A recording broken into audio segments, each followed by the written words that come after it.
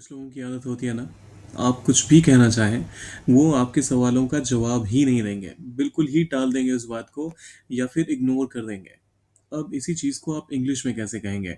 देखिए, एक चीज़ यहाँ पर ध्यान देने वाली है, वो ये कि अगर मान लीजिए कोई इंसान बात कर रहा था और उसी बीच में आप पहुँच गए और अचानक एकदम से वो हड़बड़ाहट में इंसान पूरा का पूरा टॉपिक ही चेंज कर देता है क्योंकि probably this person was talking about you.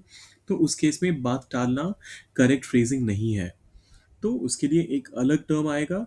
और हम जिस बात टालने की बात कर रहे हैं, मान लीजिए आपने किसी को पैसे दिए थे, उधार दिए थे, आप उससे वो पैसे मांग रहे हैं, तो फिर वो इंसान उस बारे में बात ही नहीं करेगा, कुछ और बात करना शुरू कर देगा। तो इस केस में आप बात टालना जैसे वो फ्रेज का इस्तेमाल करते हैं। और इसे इंग्लिश में क्या कहते हैं, आइए वो सीखते हैं। शुरू करने से पहले सब्सक्राइब, लाइक और शेयर ज़रूर कर दीजिएगा अगर आप चैनल पर नए हैं तो। और अगर नए नहीं भी हैं, सब्सक्राइब कर रखा है, तो फिर वो लाइक वाला बटन उसको हिट करिए। देखिए, बात टालना बहुत ही आसान सा एक सिंपल सा फ्रेज है जिसे हम हर रोज की अपनी बातचीत में इस्तेमाल करते हैं। इसके लिए इंग्लिश फ्रेज है avoid the topic.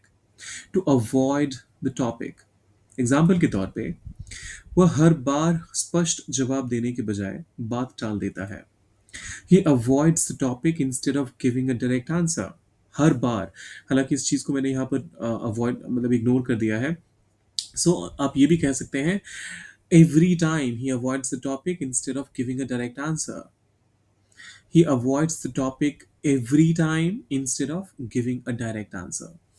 So, every time का इस्तेमाल यहाँ पर ज़रूरी है क्योंकि हर बार का हमने यहाँ पर कोई हर हर बार के लिए कोई वर्ड लिया ही नहीं है।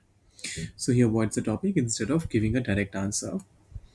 दूसरा एग्जाम्पल आता है, बात टालने से समस्या हल नहीं होती। Avoiding the topic doesn't solve the problem.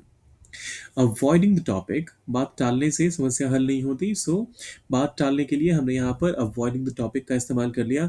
और इस पूरे के पूरे फ्रेज को ही, अवॉइडिंग द टॉपिक को ही हमने यहाँ पर इस सेंटेंस का सब्जेक्ट मान लिया। तो हमने कहा डजंट, समस्या हल नहीं होती, हल करना मतलब सॉल्व, द प्रॉब्लम मतलब समस्या। Avoiding the topic does not solve the problem. ये आखिरी वाला, ये आपके लिए है। अच्छा नहीं, एक और है। टाल मटोल करने से विश्वास नहीं बनता। यू कांट बिल्ड ट्रस्ट, आप नहीं बना सकते विश्वास। कैसे? Bye avoiding the topic. You can't build trust bye avoiding the topic. और ये आखिरी वाला है, ये आपके लिए है। उसने फिर से बात टाल दी। अब इसे आप इंग्लिश में कैसे कहेंगे, सोचिए जरा, डालिए कमेंट बॉक्स में।